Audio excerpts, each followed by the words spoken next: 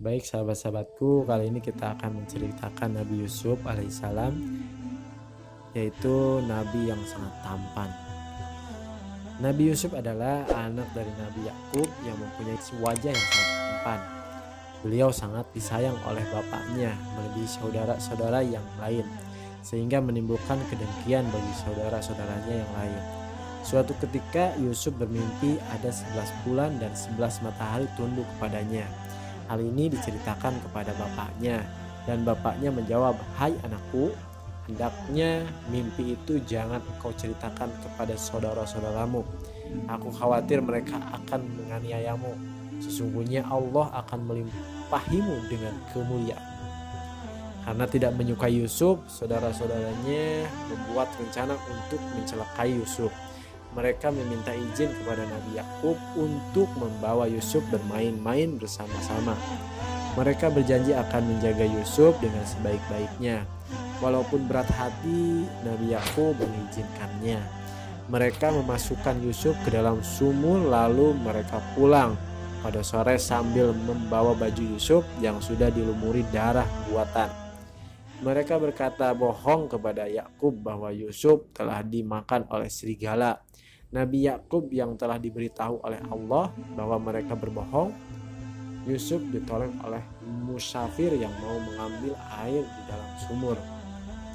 Lalu musafir tersebut menjual Yusuf ke Kiftir, seorang pejabat negara Mesir. Kebetulan Zulaikha istrinya tidak mempunyai anak.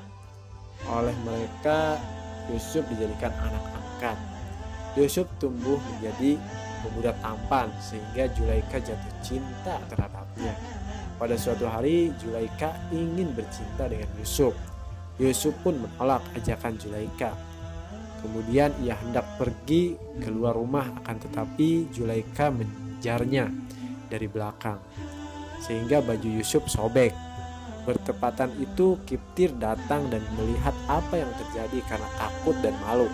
Zulaikha menuduh bahwa Yusuf mau berbuat jahat kepadanya, tetapi Yusuf menolak tuduhan Zulaikha.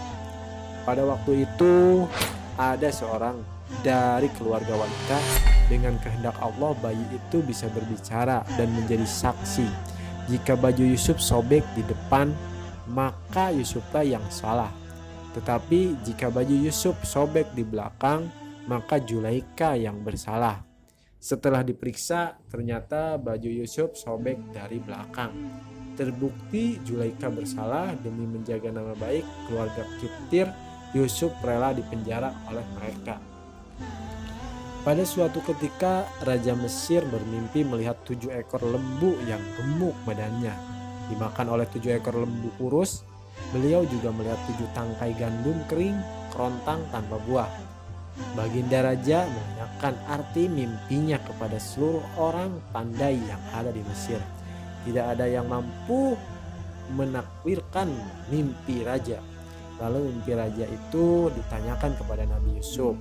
Ia pun berkata, 7 tahun ini perbanyaklah persediaan makanan, karena kerajaan akan dilanda musim kemarau panjang selama 7 tahun. Lalu siapkanlah bibitnya untuk musim tanam. Lalu akan datang musim hujan yang menyuburkan tanah. Raja pun puas dengan jawaban Yusuf karena masuk akal. Oleh Raja Mesir, Yusuf pun diangkat menjadi Menteri Ekonomi. Apa yang diramalkan Nabi Yusuf pun terbukti. Selama 7 tahun Mesir dilanda musim kering. Ketika datang musim paceklik, negeri Mesir tidak kekurangan bahan makanan. Banyak dari negara lain beramai-ramai meminta bahan makanan ke kerajaan Mesir, termasuk saudara-saudaranya. Nabi Yusuf pun menerima bahan makanan. Saudara-saudaranya tidak mengenali Nabi Yusuf, akan tetapi Nabi Yusuf mengenali mereka. "Apakah keluarga kalian datang semua ke sini tanpa?" tanya Nabi Yusuf. "Tidak, adik kami menjaga ayah kami yang sudah tua dan buta," jawab mereka.